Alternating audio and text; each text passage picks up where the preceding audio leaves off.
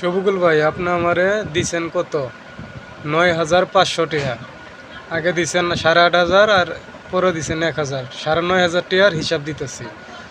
৯,৫০০ টাকা বাইর করতে আপনার আমার খরচ গেছে ১৮০ টাকা।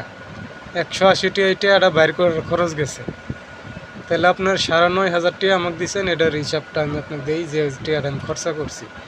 ১৮০ টাকা টাকার খরচ, ১৮০ টাকা টাকার খরচ। তারপরে আপনার খরচ ওই গাড়ি ভাড়া গেল ৯০ ১৮০, মানে এটা বাস ভাড়া, মানে বাইপাস থেকে গুলিস্থানের ভাড়া হয়েছে ১৮০। আর বাইপাসের থেকে আমার বাসার থেকে বাইপাসের ভাড়া হইল ২০ টাকা। তাহলে ১৮০ আর এনে হইতেছে আপনার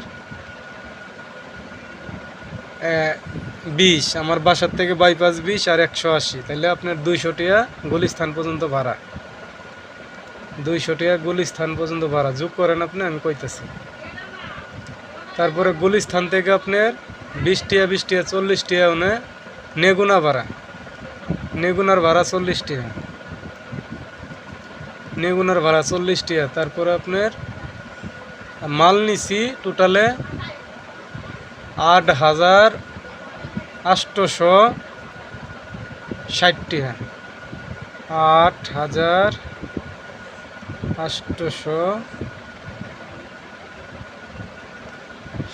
টাকা, ৮,৮৬০ টাকা।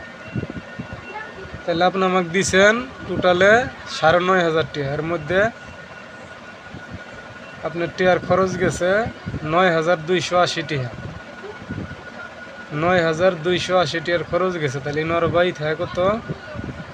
২২০ টাকা। ২২০ টাকা বাই থাকে আপনার ৯,৫০০ টাকার ভিতরে।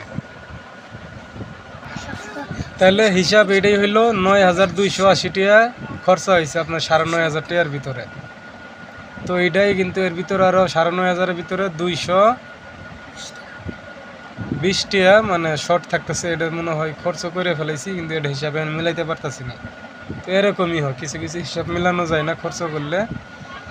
তবে এটা হলো মাল কিনছিলাম, আমার ভাই আমার মাল কেনার টাকা দিছিল, এটার একটা হিসাব করার জন্য, হিসাব দেওয়ার জন্য। ভিডিওটা করার পরে মনে থাকবো না কোনো কত খরচ গেছে।